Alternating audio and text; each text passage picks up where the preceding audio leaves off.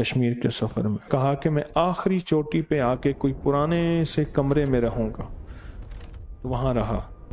وہاں ایک صاحب مجھے ملے، کہنے لگا جہاں آپ رہ رہے ہیں اس کے ساتھ ایک اور چھوٹا کمرہ تھا جہاں جانور باندھتے ہیں، تو کہا کہ یہاں جب جانور باندھتے تھے ہم تو جانور بتکتے تھے، شور کرتے تھے، اور ایسے محسوس ہوتا تھا کہ جیسے جانوروں کو کا کوئی گلا دبا رہا۔ پھر ہمیں گھنٹیوں کی آواز آتی تھی، جبکہ ہمارے جانور کے کسی جانور کے گلے میں گھنٹی نہیں تھی۔ پھر ہمیں بڑے بڑے پاؤں ملتے تھے، جانور نا پیشاب کرتا ہے تو اس میں کیچڑ ہو جاتی ہے، کیچڑ میں 1.5 فٹ لمبا پاؤں، 2 فٹ لمبے پاؤں، وہ نشان ہوتے تھے جیسے ایک بندہ کوئی یہاں سے گزر گیا ہے۔ دیواروں پہ پیشاب پہ ہاتھ لگا کے، یعنی جانور جو پیشاب کرتا ہے اس پہ ہاتھ مل کے، اس پہ جو کیچڑ لگی ہے وہ مل کے، اور دیواروں پہ ہاتھ لگاتے تھے تو 2 فٹ 1.5 فٹ لمبا ہاتھ، اور خطرناک ناخون محسوس ہوتے تھے کہ ایسے ان کے اتنے لمبے ناخن بھی ہیں۔ اور بعض اوقات بندے کے گزرنے کی آواز آتی تھی، گھنگرو کی آواز آتی تھی، اور کہا کہ ہمارے جانور اکثر بیمار مر جاتے تھے۔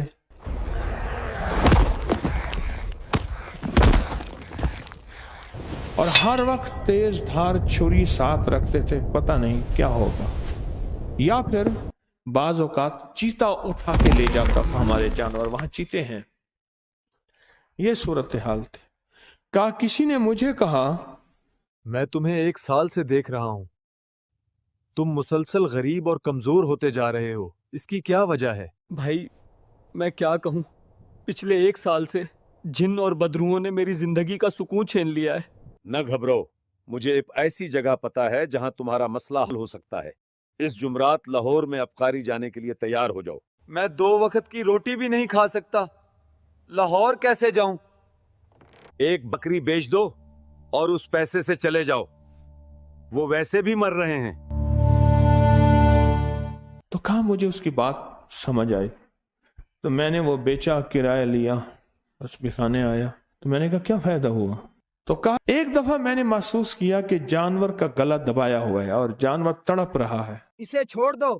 کیا تم نہیں جانتے میں اپنے ساتھ تسبیح خانہ عبقری سے سورت اخلاص کی طاقت لے کر آیا ہوں؟ قل هو اللہ احد اللہ الصمد لم یلد ولم یولد ولم یکن لہ کفوا احد۔ اور رات کو میں نے خواب دیکھا، ہم تمہیں مزید تنگ نہیں کریں گے، بس تسبیح خانہ جانا چھوڑ دو اور سورہ اخلاص پڑھنا چھوڑ دو۔ اچھا وہ بندہ مجھے ملا، مجھے کہنے لگے جی میں نے ان سے وعدہ کیا ہے کہ میں تسبیح خانے بھی نہیں جاؤں گا، قل واللہ بھی نہیں پڑھوں گا۔ میں نے کہا اگر اس میں جاؤں، میں کہ تو نے کیوں وعدہ کیا تھا؟ ایک بندہ آئے کہے کہ میں اللہ کا نام تو نہ لے، اور وہ کہے میں نہیں لوں گا، وہ تو خود وعدہ ہی نہیں ہے۔ تو آج کے بعد بہت زیادہ سورت قل واللہ پڑھ، اخلاص پڑھ۔ مجھے کہنے لگا کہ بس آپ نے بتایا نا سورت قل واللہ پڑھنی ہے، میں نے دن رات پڑھی، بہت پڑھی، چرواہا ہوں۔ کہا کہ اس کے بعد جو رب نے پھر میرے مال میں برکت دی، برکت دی، برکت دی۔